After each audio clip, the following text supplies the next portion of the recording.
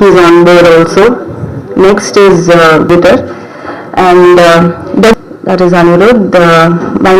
Very talented youngster, so நல்ல fire இருக்கு, நல்லா பண்ணுவாங்கன்ற நம்பிக்கை எனக்கு இருக்கு. So this is my team. We need all your wishes and support. Thank you. வணக்கம்.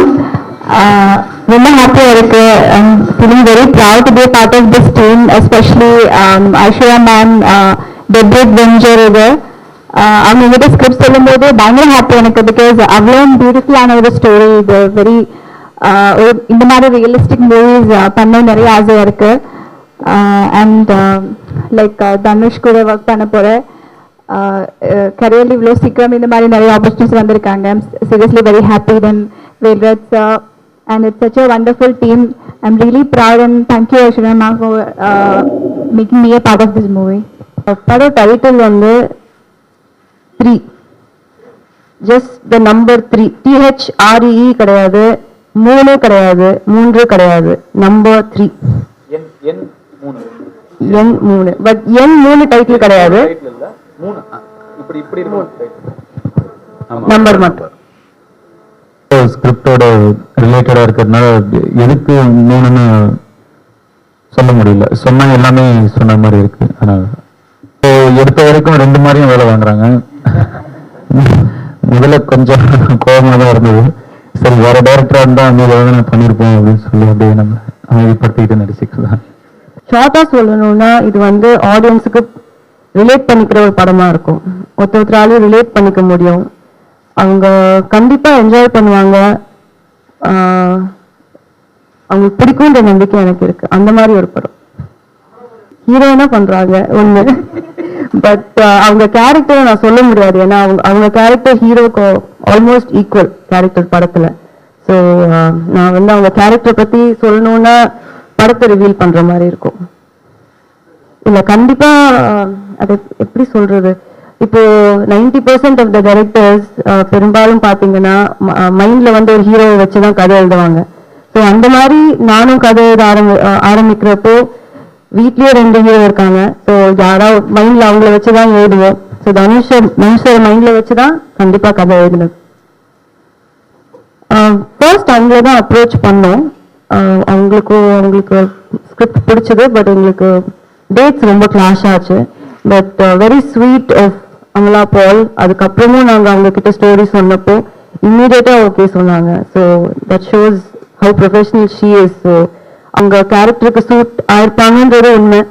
பட் அதனால இது எந்த காம்ப்ரமைஸும் கிடையாதுன்றது நான் சொல்லிக்கிறேன். கண்டிப்பா கஷ்டமா தான் இருக்கு. லாட் ஆஃப் ரெஸ்பான்சிபிலிட்டி, தலையில நிறைய ரெஸ்பான்சிபிலிட்டி ஷோல்டர்ஸ்ல. பட் ஏதோ தெரியாத ஊருக்கு போய் தெரியாம தொலைஞ்சு போன மாதிரி இல்லை. ரொம்ப எங்க இருக்கணுமோ அங்க இருக்கிற மாதிரி இருக்கு. அவரோட ரோல் ஆஸ் அன் ஆக்டர் அதை கரெக்டா ரொம்ப ப்ரொஃபஷனலா பண்றாரு. வீட்டுல வந்து எனக்கு நான் ஹெல்ப் கேட்டா அது பண்றது வேற விஷயம். பட் அங்க வந்து பயங்கர சப்போர்ட். என்ன இருந்தாலும் அவர் வந்து சீனியர் இண்டஸ்ட்ரியில எனக்கு அந்த சப்போர்ட் கம்ஃபர்ட் கண்டிப்பா கொடுக்குறாரு. பசங்களை அப்பப்போ பார்த்துப்பாரு, தூங்க வைப்பாரு. என்ன சர்டிபிகேட் கிடைக்கும்னு என்னால சொல்ல முடியாது. மோஸ்ட்லி எல்லா படமும் யூ தான் வாங்கணும்னு ஆசைப்படுவாங்க. நானும் அப்படிதான் ஆசைப்படுறேன்.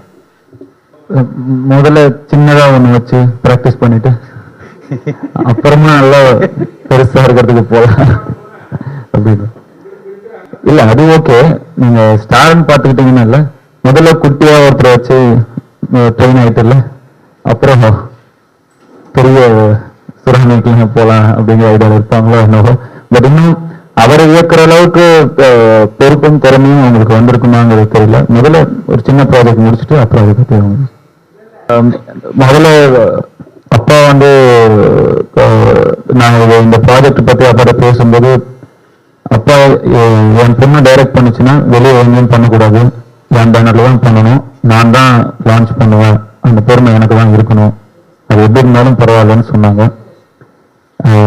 அந்த அவங்க வச்சிருக்கிற அந்த பாசத்துக்கு மரியாதை தான் இருந்து போறோம். இது வரைக்கும் அதெல்லாம் எடுக்க ஆரம்பிக்கல. இன்னும் வரும்போது எப்படி இருக்கும்னு எனக்கு தெரியல. எனக்கு சங்கரமா இருக்காதுன்னு நினைக்கிறேன். எனக்கு பழகிருச்சு நிறைய பேர் முன்னாடி. நான் டைரக்டர் தான் பார்ப்பேன், அவங்களுக்கு தான் எப்படி இருக்குன்னு தெரியல. சார் வேண்டுகோள் வெளியே சொல்லக்கூடாதுன்னு சொல்லுவாங்க, அதனால சொல்ல வேணான்னு பாக்குறேன். பட் எதுவும் நீங்க நினைக்கிற மாதிரி பெருசா இல்ல. 10-11 வருஷம் ஆயிடுச்சு இதுக்கு முன்னாடி நான் சபரிமலை போய். ரொம்ப நாள் ஆயிடுச்சு, ஒரு அட்டனன்ஸ் போட்டு வந்துடலாம். இந்த கூட சீக்கிரமா நான் டெஃபினட்டா ஷேர் பண்ணிட்டு தான் போவேன். அதுக்கு தனியா இந்த மாதிரி இல்லாம அன்அபிஷியலா நம்ம எல்லாரும் எனக்கு தனிப்பட்ட வகையில அது கிராஸ் தட் மொமெண்ட். அந்த அந்த நேரத்துல அது இருந்திருந்தா நல்லா இருந்திருக்கும். இப்போ அது தாண்டியாச்சு. இப்போ அப்படி எப்படி இருந்ததோ அப்படியே இருக்கு, பிளாங்கா இருக்கு. ஒளிப்பதிவு தான் மோஸ்ட் இம்பார்ட்டன்ட்னு நான் சொல்லுவேன் after story and script. So எனக்கு வந்து வேல்ராஜ் சார் இப்போ இல்லை, கொஞ்ச நாளாவே தெரியும் ரொம்ப. அண்ட் ஆடுகளம்ல தனுஷ் சாரோட ஒர்க் பண்ணாங்க.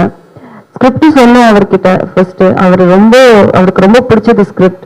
அண்ட் ரொம்ப சிம்பிளான ஒரு பர்சன் ஒர்க் பண்றதுக்கு. ஃபர்ஸ்ட் டைம் நமக்கு ஒரு யூனிட் செட் ஆகிறப்போ நமக்கு கம்ஃபர்டபுளா இருக்கணும். எனக்கு வேல்ராஜ் சாரோட ரொம்ப அந்த கம்ஃபர்ட் லெவல் ரொம்ப ஜாஸ்தி. அண்ட் ஏன் புதுசா ஒரு மியூசிக் டைரக்டர் போட்டோம்னா அதுக்கு ஸ்பெசிஃபிக்கா அந்த ரீசனும் கிடையாது. கண்டிப்பா ஒரு புது மியூசிக் டைரக்டர் அவரோட பெஸ்ட்டை கொடுக்கணும் ஃபர்ஸ்ட் படத்துல நினைப்பாருன்ற நம்பிக்கை எனக்கு இருக்கு. ஸோ அந்த விஷயத்துல தப்பா போகாதுன்ற ஒரு நம்பிக்கை தான். கண்டிப்பா அந்த சிச்சுவேஷனுக்கும் அந்த சாங்குக்கும் வாய்ஸ் சூட் ஆச்சுன்னா 100% பாடுவேன்.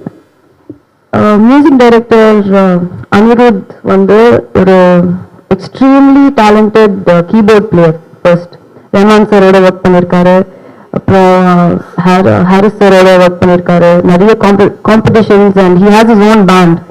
அண்ட் மோஸ்ட்லி வெஸ்டர்ன் ஹாரிஸ் சாரோட ஒர்க் பண்ணதில்லை, ஒன்லி ரஹ்மான் சாருக்கு தான் ப்ளே பண்ணியிருக்காரு. பட் அவர் ஒரு பேண்ட்ல ப்ளே பண்றாரு. அண்ட் அவரோட மியூசிக் ரொம்ப டிஃப்ரெண்டா இருந்ததுன்னு நான் ஃபீல் பண்ணேன். ரொம்ப யூத்ஃபுல், ரொம்ப ரொம்ப டிஃப்ரெண்டா. Different is the right word. எனக்கு ரொம்ப பிடிச்சது. அண்ட் ஸ்டோரிக்கு நல்லா செட் ஆயிடும்ன்ற ஒரு கான்ஃபிடன்ஸ் எனக்கு இருந்தது. ஸோ அதனால தான் மியூசிக் டைரக்டர் சூஸ் பண்ணது. ஒரு இதுக்கு முன்னாடி ஐஸ்வர்யா மேடம் ஷார்ட் ஃபிலிம்ஸ்லாம் நிறைய பண்ணிட்டு இருந்தாங்க. கிட்டத்தட்ட ஒரு 10 to 12 ஷார்ட் ஃபிலிம்ஸ் அவங்க டைரக்ட் பண்ணியிருக்காங்க. அந்த ஷார்ட் ஃபிலிம்ஸ் பண்ணதுக்கெல்லாம் அனிருத் தான் மியூசிக் பண்ணியிருந்தாங்க. ஸோ அதில் இம்ப்ரெஸ் ஆகிட்டு தான். அண்ட் எனக்கு அந்த ஷார்ட் ஃபிலிம்ஸ் எல்லாம் போட்டு காட்டும் பொழுது ஐ தாட் ஓகே, நல்ல லான்ச்சாக இருக்கும், அந்த நல்ல ஒரு டேலண்ட் வெளியே வந்த மாதிரி இருக்கும்னு. ஸோ அதுக்கு நான் சம்மதிச்சேன் அவங்க லான்ச் பண்ணி சொல்லுங்க. ஸ்டார்ட் பண்றேன், நடிக்க போறேன், அப்புறம் நான் சொல்றேன். கண்டிப்பா நல்லா இருக்கு. பிகாஸ் நான் இதுக்கு முன்னாடி ஃபர்ஸ்ட் ஐஸ்வர்யா மேம் வந்து ஸ்டோரி சொன்னதுக்கு அப்புறம் நான் தனுஷை மீட் பண்ணேன் நிறைய டிஸ்கஷன்ஸுக்காக. Is very friendly person. அவர் பார்க்கறதுக்கு என்ன சொல்றது, கொஞ்சம் ரிசர்வ் ஆகுனேன், தெரியாத ஃபர்ஸ்டா நான் பார்க்க போறேன். பட் அதுக்கப்புறம் அந்த கேரக்டர் நேம் இஸ் அந்த கேரக்டர் அந்த ஸ்டோரியில பார்த்த அந்த கேரக்டர் மாதிரி எனக்கு இருக்கு. ஒரு தனுஷ் ஒரு ஆக்டரா தெரியல.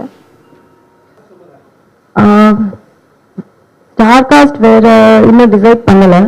பிகாஸ் அந்த இன்னும் ஒரு 4-5 பேர் மைண்ட்ல இருக்காங்க. நல்ல டிஃப்ரெண்டான ஸ்டார் காஸ்ட் போடணுன்றதுனால தான் ரொம்ப ரிசர்ச் பண்ணி வெயிட் பண்ணி காஸ்ட் பண்றோம். ஸோ கண்டிப்பா உங்களுக்கு கண்டிப்பா தெரிய வரும் நான் சொல்றதுக்கு முன்னாடி யார போகணும். ஸோ இன்னும் டிசைட் பண்ணல. இல்ல சார், வராது சார். கதை சொன்னா கதை வரும் சார், மெசேஜ் வராது. It's very true. அந்த ஒரு டைரக்டர் ஃபர்ஸ்ட் ஸ்கிரிப்ட் எழுதுறப்போ நிறைய அவங்களோட லைஃப்லேயும் எடுத்து எழுதுவாங்க கண்டிப்பா. பட் இது வந்து என்னோட லைஃப் இல்ல, இந்த story is not my life. But கண்டிப்பா சில இன்சிடென்ட்ஸ், சில இன்ஸ்டன்சஸ் வந்து என் லைஃப்லயும் நடந்திருக்கு, அது எல்லார் லைஃப்லயும் நடந்திருக்கும். ஸோ அந்த மாதிரி நிறைய இருக்கு. ஐ ஷுட் சே என்னோட இன்ஸ்பிரேஷன் விட நான் ஒரு டைரக்டர் மாதிரி ஆகணும்னு நினைச்சது வந்து செல்வராகவன் சாரை பார்த்து, நான் அவரோட ஒர்க் பண்ணியிருக்கேன். ஸோ என்னோட இன்ஸ்பிரேஷன் அப்படின்னு பார்த்தா என்னோட குரு தான்.